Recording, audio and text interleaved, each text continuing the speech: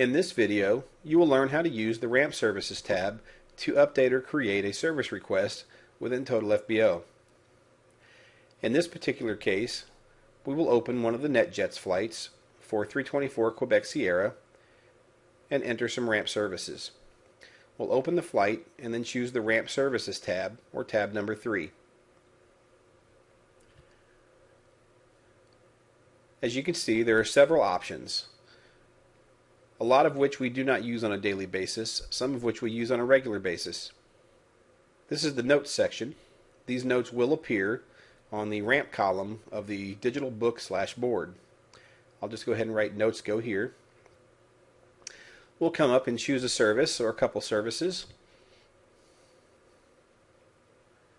Let's choose lab service. That's something that we use on a regular basis. And we'll choose power cart or GPU. And in this case, GPU is the same as a power cart. It's just slightly different terminology than we're used to seeing. And we'll choose coffee. And we'll go ahead and hit OK. And we'll take a look and see how that looks on the digital board. As you can see that under ramp services we have power cart, under cleaning we have a lav, and under replenish we have coffee. And then there's the notes. It says notes go here, and that would be listed under other. I'll minimize that. Let's go back to the flight. And we'll go back to the Ramp Services tab. And what we're going to do now is we're going to assume or say that their line has called in and said the GPU has been hooked up or removed. In either case, we'll say that the flight or the aircraft has received its coffee, and we'll hit OK.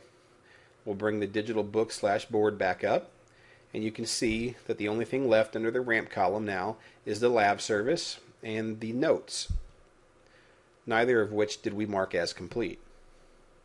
We'll bring the flight up again and click on the Ramp Services tab. And this time we'll go ahead and mark that the lab service is complete and the notes are complete.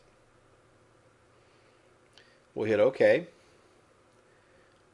and bring up the book/board and let the timer go down to 0, and you see how it disappears. That indicates that there are no more requirements for that particular flight. Let's go ahead and minimize this one more time and bring the flight back up and select the Ramp Services Ramp Services tab. Some of the ones that we might be familiar with that we use a lot, you see a lot of them listed here that you're familiar with. We'll go ahead and choose a couple of them. We might do some baggage handling. We don't really use the air conditioning or the air start. Let me uncheck those things. But if we have to, they request baggage handling for baggage out to the aircraft or from the aircraft, we'll go ahead and select that. Let's go ahead and choose air stairs or aircraft stairs. Don't do much defrosting around here. Let's go ahead and choose belt loader. We have that for larger flights. We don't do freight handling, but passenger handling is certainly an option. Let's go up to facilities and we'll choose the conference room if they want to use our conference room, and a courtesy car. And let's go ahead and populate the ice service, newspaper, oxygen, and water. All of these are services that we do offer. So we'll load it up and see how it looks on the board. Now, even though I do click dry cleaning and dishwashing, linen service under these tabs, and if you notice the ones I've clicked above, the extra ones, belt loader, baggage handling, I'll go ahead and click custom service here so we can see what that looks like. But the ones that are marked completed, even though we've added more check marks to it, it's not going to show up on the digital board because it has been marked completed. And I'll show you the difference now. Let's go ahead and hit OK. That'll send through the customs request to the digital board.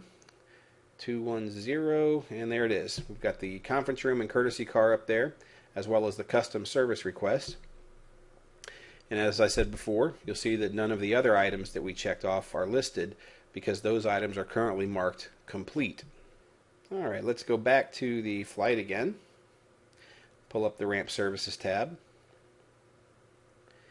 And what I'm going to do is let me go ahead and actually uncheck the completed boxes so you can see what it would look like if, let's uncheck it. So you can see what these would look like if you had a whole lot of options or several options chosen. It's actually going to overpopulate the field on the digital board. Let's give it 3 seconds. 2, 1, 0, and here it comes. Now you can see that it goes beyond your visual cue there. So if you actually click on the item, it'll bring up a message box and it lists out all the services that are in that particular column. Now let's bring the flight back up. Click on ramp services. Alright, I'm going to go ahead and mark everything completed. And let's hit OK, bring up the board. And you'll see the only thing left, I actually unchecked the completed box for the custom service. So let's go back there and check that as completed. And you'll see that, if we bring the flight back up again.